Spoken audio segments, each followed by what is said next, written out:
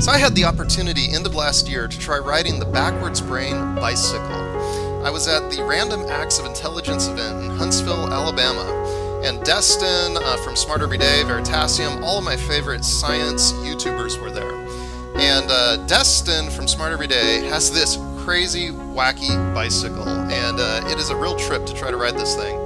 Now, the bicycle is so difficult to ride that Destin made a very definitive statement about it.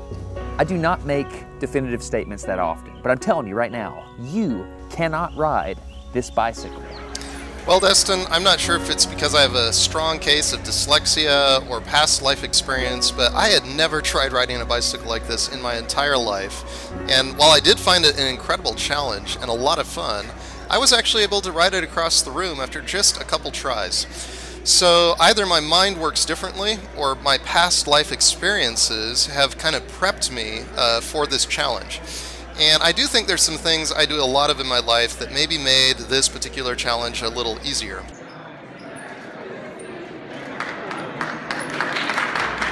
Okay, I must say that I've spent a lot of time cycling. I've raced mountain bikes competitively. I've done a lot of mountain biking, downhill mountain biking, cross-country mountain biking. I ride unicycles on mountain bike trails.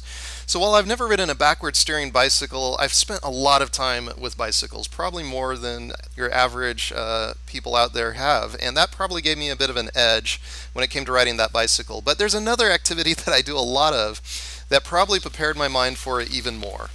I'm in love with RC airplanes. I've been flying RC airplanes of one kind or another since I was a little kid.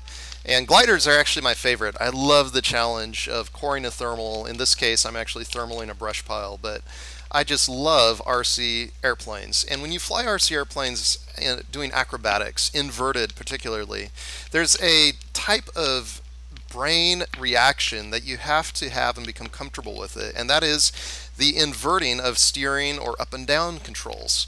I'll show you what I mean. Okay, so normally if you turn the stick to the left or to the right, the rudder steers the plane to the left or to the right.